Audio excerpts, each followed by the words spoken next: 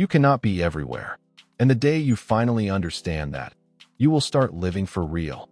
Before we begin, take a second to subscribe, like, comment, and share this video, because what you're about to hear might change the way you handle others, and more importantly, the way you handle yourself. My name is Eliam, and for a long time, I lived as if the whole world came before me. I come from a small village surrounded by misty hills, where the wind moved through the trees like an old prayer. It was a peaceful place, yet it was there that I learned never to rest. Each morning I heard the same sounds: roosters in the distance, the soft rustling of damp leaves, and neighbors calling for my help before the sun even rose. I had become their solution, their quick rescue, their permanent yes. The inner conflict begins. I didn't know how to say no. And the worst part is, I thought it was a strength. Eliam, we need you. Just a few minutes. You can help, right? You never refuse. These sentences became a constant background noise, a weight on my chest. I ran everywhere, already sweating before noon. A neighbor's kitchen, a friend's cart, an uncle's roof. But each time I returned home, I felt something tighten inside me, like a thread pulled too hard. I asked myself, why do I feel empty? Why do they sleep peacefully while I collapse? But I pushed these thoughts away. I convinced myself this was normal, that this was what a good person did. The body speaks first. Days passed, and something inside me began to crack.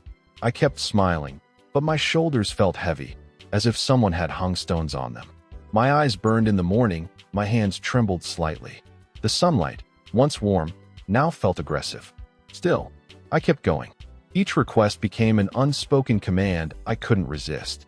My heart raced whenever someone knocked on my door. I felt like a piece of fabric being stretched until the threads showed. But I whispered to myself, it's normal. Keep helping. That lie followed me everywhere like a shadow.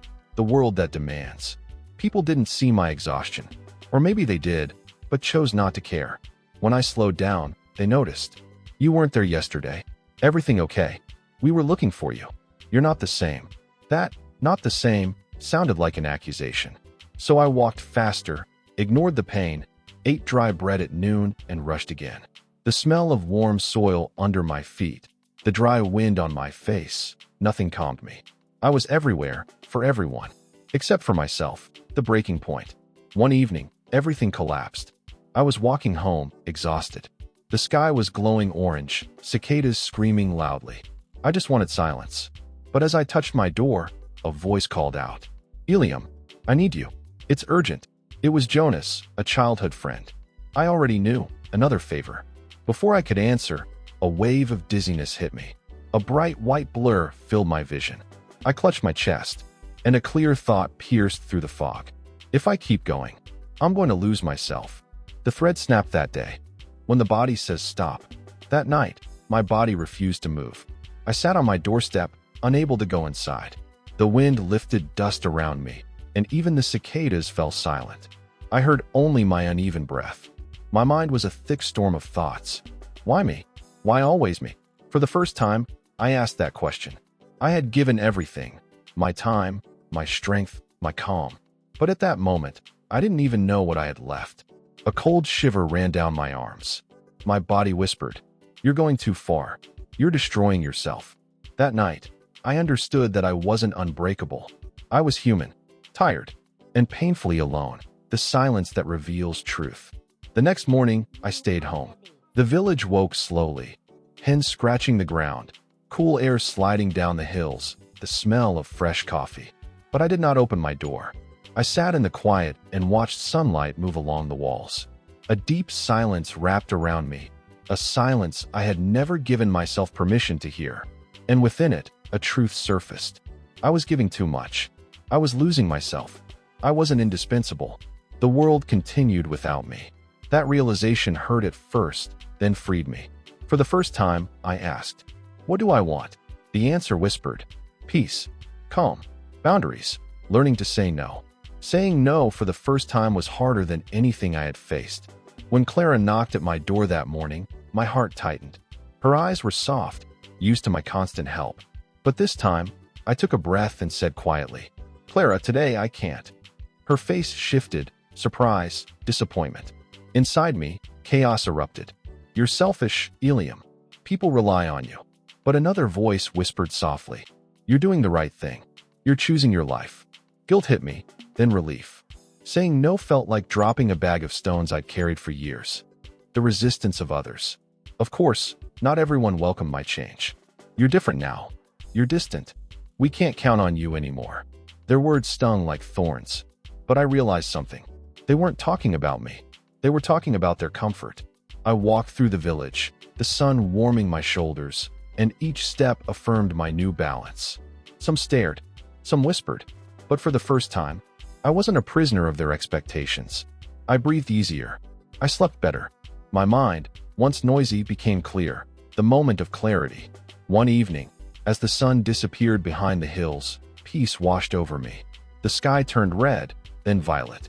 The wind smelled of warm wood. The entire village seemed to pause.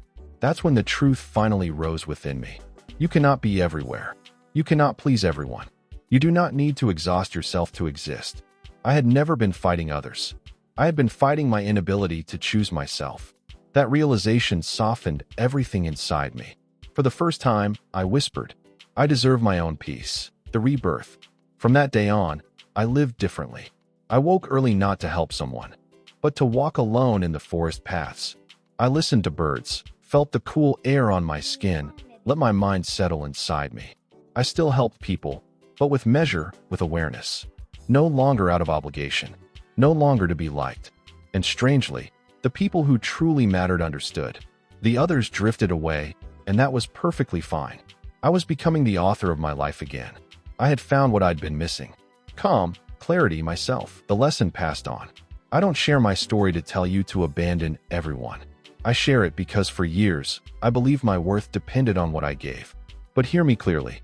You cannot be everywhere. You cannot carry everyone. And that's not selfish, it's necessary. The world will forget your sacrifices, but you will not forget the moments where you betrayed yourself. So choose wisely. Protect your peace. Respect your energy. Your life belongs to you. Final line. If you ever feel stretched thin, running everywhere except toward yourself, remember this. You were not born to be everyone's solution. You were born to become someone. Guard your inner flame. Protect it. And never forget, inner peace is not an accident. It's a choice. If this story spoke to you, subscribe and carry this lesson with you.